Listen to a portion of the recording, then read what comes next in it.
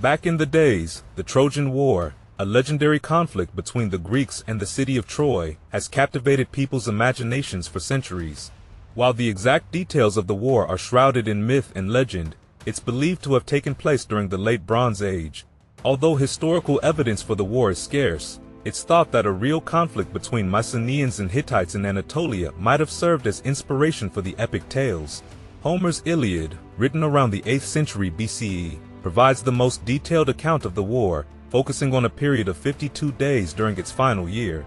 According to Greek tradition, the war occurred around the 13th century BCE, but stories of the conflict were passed down through generations before being recorded by Homer. Other sources, like the epic cycle poems, offer additional insights into the Greek perception of the war. At the heart of the conflict is the abduction of Helen, the wife of Menelaus, king of Sparta, by Paris, a prince of Troy. Paris took Helen as his prize after choosing Aphrodite as the most beautiful goddess in a contest against Athena and Hera. Enraged by this act of defiance, Menelaus and the Greeks sought to reclaim Helen and avenge the insult to their honor. And the Greek army, known as the Achaeans in Homer's tales, was led by King Agamemnon of Mycenae and comprised warriors from various cities and regions. These included Boeotia, Phocia, Euboea, Athens, Argos, Corinth, Arcadia, Sparta, Kephallonia, Crete, Rhodes, Magnesia, and the Cyclades. While the exact number of soldiers is uncertain, Homer vividly describes them as numbering in the tens of thousands, likening them to the leaves and flowers of spring. Among the Greek warriors were illustrious heroes like Achilles, Odysseus, Ajax, Diomedes, Patroclus, Antilochus, Mnestheus, and Idomeneus, who were renowned for their bravery and lineage, often boasting divine parentage. The Greek army received aid from several Olympian gods, including Athena, Poseidon, Hera, Hephaestus, Hermes, and Thetis. These gods intervened directly or indirectly, protecting favored warriors and guiding them away from danger on the battlefield. On the other side, the Trojan army, led by King Priam, defended the city of Troy with support from numerous allies, including the Carians, Halizines, Caucones, Kikones, Lycians, Maeonians, Mysians, Paeonians, Paphlagonians, Pelasgians, Phrygians, and Thracians. The Trojans boasted their own semi-divine heroes, such as Hector, Aeneas, Sarpedon, Glaucus, Phorcys, Polydamas, and Rhesos, who fought valiantly alongside mortal soldiers. Additionally, the Trojans received aid from gods like Apollo, Aphrodite, Ares, and Leto during battles. While much of the Trojan War involved a prolonged siege, there were notable battles outside the city's walls. These clashes saw soldiers engage in combat, often on foot with spears, swords, shields, helmets, and armor. The plains of Troy witnessed fierce back-and-forth fighting over the years, with the most significant battles occurring during the war's final year. And growing weary of the stalemate, Menelaus proposed a resolution through single combat with Paris, aiming to settle the war once and for all. They agreed to this showdown and cast lots to determine who would strike first. Paris won the draw and hurled his spear, which glanced harmlessly off Menelaus's shield. In response, the Greek king launched his spear with such force that it pierced Paris's armor, narrowly missing a fatal blow. Undeterred, Menelaus dealt a mighty blow to Paris's helmet with his sword, only for the weapon to shatter upon impact. Seizing Paris by the helmet, Menelaus attempted to drag him off the battlefield, but Aphrodite intervened, rescuing her favored prince and veiling him in a thick mist before whisking him away to safety. In a similar fashion, Hector and Ajax, two mighty warriors, clashed on the battlefield. Their spear throws proved ineffective, prompting a shift to close combat. Hector hurled a large rock at Ajax, who deflected it with his shield before retaliating with an even larger rock that shattered Hector's shield. Drawing their swords, they prepared for mortal combat until their comrades intervened, urging an end to the fight as night fell.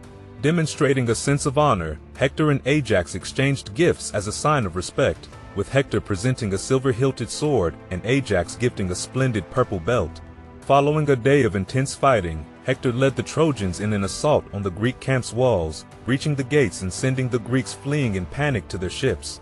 However, when Zeus's attention was momentarily diverted, Poseidon seized the opportunity to rally the Greeks, bolstering their morale and turning the tide of battle against the Trojans. With Apollo's support, Hector, in a display of valor, once again drove the Greeks back to their ships, seeking to set them ablaze. And Achilles, known as the greatest warrior of Greece, remained withdrawn from the conflict, nursing his anger after Agamemnon seized his war prize, Briseis. Despite Agamemnon's initial indifference to Achilles' absence, the tides of war began to turn in favor of the Trojans, prompting a desperate plea from Agamemnon for Achilles to return to battle. Achilles, unmoved by promises of riches, remained steadfast in his refusal to fight. However, as the Greek camp faced imminent danger, Achilles' close friend Patroclus implored him to reconsider. When Achilles remained obstinate, Patroclus asked for permission to lead Achilles' fearsome Myrmidons into battle wearing his armor. Reluctantly, Achilles consented, cautioning Patroclus to defend the camp without pursuing the Trojans to Troy's walls.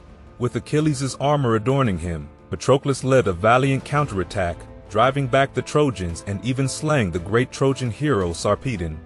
However, emboldened by his success, Patroclus disregarded Achilles' warning and continued the fight toward Troy. At this critical moment, Apollo intervened on behalf of the Trojans, stripping Patroclus of his armor and leaving him vulnerable. In a merciless turn of events, Patroclus fell to the spear of Euphorbos before Hector delivered the fatal blow. Consumed by grief and fury upon learning of Patroclus' death, Achilles vowed vengeance against the Trojans, particularly Hector. After a period of mourning, Achilles resolved to return to the battlefield, his divine mother Thetis ensuring he was equipped with the most magnificent armor crafted by Hephaestus. Adorned in his gleaming armor, Achilles unleashed his wrath upon the Trojans, driving them back in fear behind the safety of their city walls. And Hector, the last defender standing outside Troy's walls, fled in fear at the sight of the relentless Achilles. Despite Hector's desperate attempts to escape, Achilles pursued him around the city walls 3 times before finally catching him. With a vicious thrust of his spear, Achilles ended Hector's life, stripping his body of its armor and desecrating it by tying it to his chariot and dragging it back to the Greek camp. In a dishonorable act against the rules of warfare, Achilles displayed Hector's body in full view of Priam, who watched from atop Troy's fortifications. Seeking to honor his fallen comrade, Achilles organized funeral games in memory of Patroclus. Meanwhile, Priam, disguised, ventured into the Greek camp to plead for the return of Hector's body for proper burial. Initially reluctant, Achilles was moved by Priam's heartfelt pleas and agreed to return the body, marking a moment of compassion amidst the brutality of war. While the Iliad concludes here, the war continued with several gripping episodes. Achilles clashed with and slew the Ethiopian king Memnon and the Amazon Penthesilea, both allies of the Trojans. Achilles' encounter with Penthesilea was marked by tragedy, as he fell in love with her even as he dealt her a fatal blow. Ultimately, Achilles met his demise when Paris, guided by Apollo, struck him with a fatal arrow to his only vulnerable spot, his ankle. Following Achilles' death, Odysseus and Ajax quarreled over his magnificent armor, leading Ajax to a despairing suicide. Philoctetes avenged Achilles by fatally shooting Paris with the bow of Hercules, and Odysseus orchestrated the infamous ruse of the Trojan Horse. With Odysseus' cunning plan, the Greeks infiltrated Troy by hiding inside the wooden horse, ultimately leading to the city's downfall as it was sacked and its inhabitants either slaughtered or enslaved. Helen was returned to Argos, and only Aeneas escaped to establish a new home in Italy. However, victory came at a cost, as the Greeks faced divine retribution for their ruthless actions, including storms wrecking their ships and enduring a perilous journey home. Even upon their return, many Greeks found themselves plagued by further misfortune and calamity, and the Trojan War inspired countless works of art and literature throughout classical Greek and Roman history.